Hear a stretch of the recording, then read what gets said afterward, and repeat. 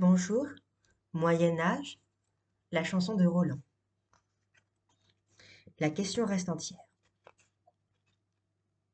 On voit donc que le dernier mot est loin d'être dit sur l'origine de la chanson de Roland, et, en général, de nos chansons de geste. Mais le point essentiel pour nous, admirablement mis en lumière par Bédier, c'est que la chanson de Roland est si habilement composée qu'elle est certainement l'œuvre d'un seul artiste, parfaitement conscient de son art, l'auteur de la chanson de Roland. Est-ce le Turreau, dont il est question au dernier vers du poème Si falt fini, la geste que Turoldius déclinette? Tout dépend du sens attribué au verbe déclinette. S'agit-il de l'auteur, composé, d'un chroniqueur, dont il suit de le récit, ou d'un copiste, transcrire, d'un jongleur, réciter? C'était un homme cultivé, en tout cas car l'étude attentive du poème révèle qu'il connaissait peut-être les poèmes épiques latins, Virgile, Lucain, et sûrement la Bible et les rituels des prières de son temps. L'examen même de son œuvre suffirait à nous prouver que c'était un artiste de métier. L'art dans la chanson de Roland.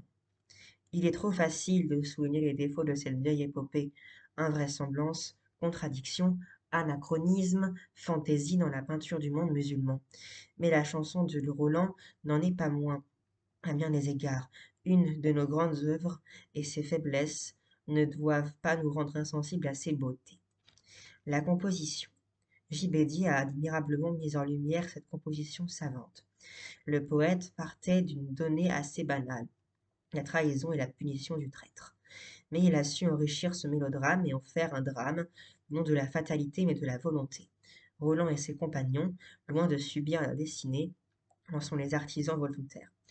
L'exposition nous révèle déjà que les ressorts de l'action, la lassitude des Français, surtout Ganelon, et la fougue de Roland.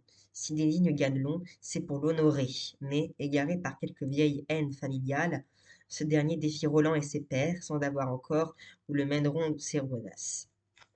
La trahison nous est présentée avec une fine psychologie, dressée contre Roland et par les propos insidieux de Blancandrin.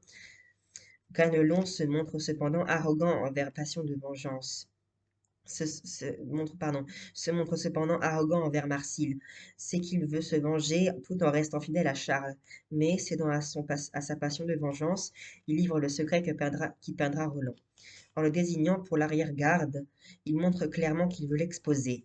Ainsi, Roland, dominé par son orgueil, ne peut ni se dérober ni accepter du renfort. Sa noblesse d'âme a fait de lui le prisonnier de Ganelon. À Rouvelo, on pourrait encore appeler Charlemagne. Il refuse de sonner du corps, parce qu'il a confiance en sa valeur, mais surtout parce que, moralement, il ne peut pas appeler.